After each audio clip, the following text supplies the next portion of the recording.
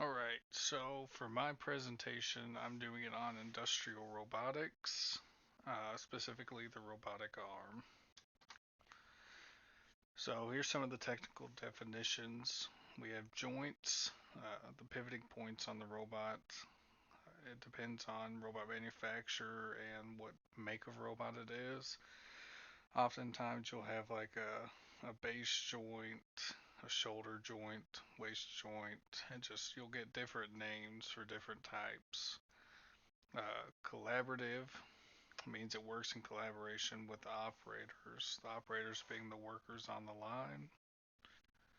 You have your working area for the robot. It's the area in which the robot can reach. So if the robot can reach outside its specified working area, you either need to expand oftentimes or set up barriers.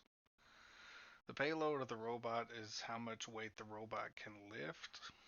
The pendant is a handheld robot controller where you can change points, check parameters, set parameters.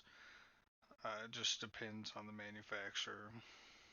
The input output are signals sent to control the robot. The input will let the robot know what's going on, and the outputs will tell what the robot needs to happen. So here's some technical definitions more geared towards the cabinet of the robot, the cabinet being where all of its electronics are. You have your main disconnect, and that allows primary voltage into the cabinet or cuts the voltage off. Oftentimes you'll use this if you need to make changes in the cabinet, such as swapping relays or messing with anything involving electricity. You have your E-stop, which is your emergency stop.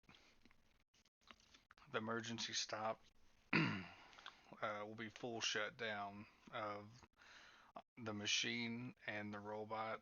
Sometimes you'll find instances where your work will have the e-stop only shut down a section of the line pertaining to that robot. Oftentimes you'll find it though that it shuts down everything. Your automatic and manual mode.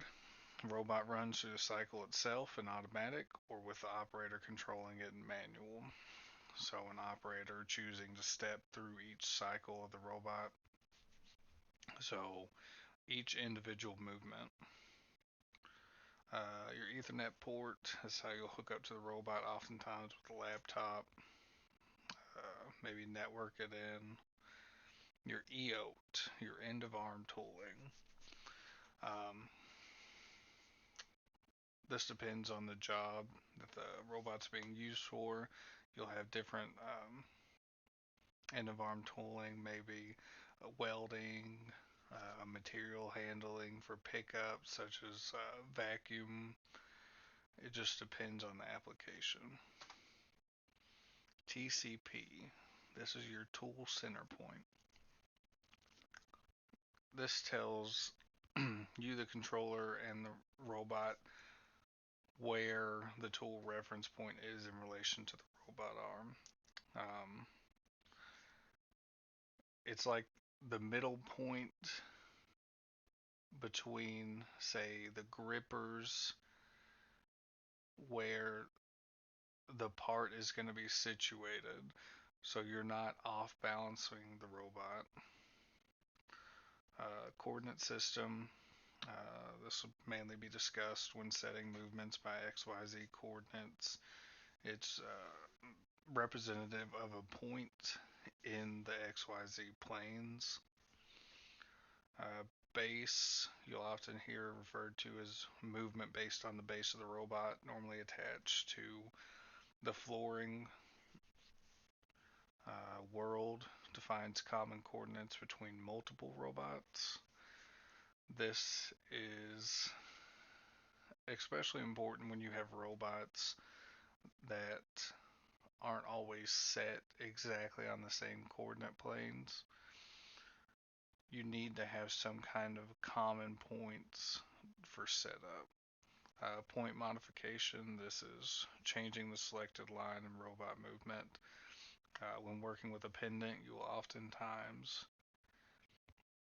have these lines that are commands set up for each movement the robot will make, and point modification is adjusting those points in case there's any part changes, um, part damage that wasn't accounted for originally, and so on. Technical descriptions and specifications. What is a robotic arm? Robotic arms specifically are robot tooling that can be used for a variety of uses such as process controls, quality checks, part production, and so on. What does it do? Oftentimes you'll find an industrial robot in roles that require concise yet tedious work that can cause strain on a human body. Um, Oftentimes it'll also be set in situations where a person just can't continuously lift that much over and over again.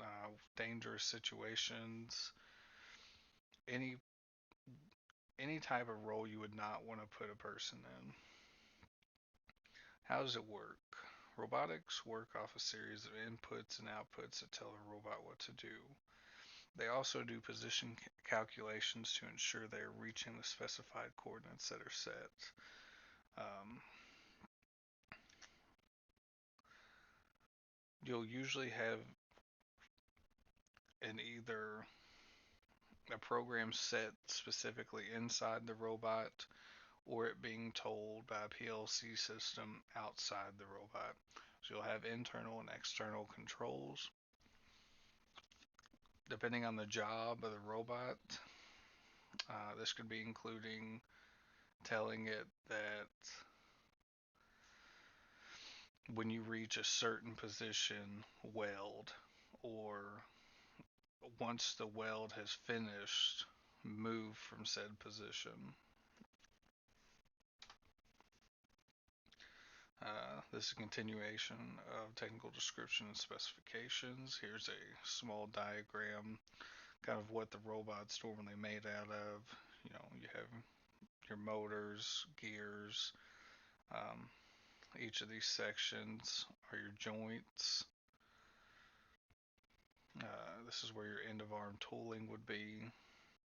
It's made out of these metal sections joined by the joints, and oftentimes you'll find uh, pneumatic or hydraulic lines, depending mainly on the size and use. If it's a larger robot, you'll want to have hydraulics. If it's a smaller one, you want to have pneumatics.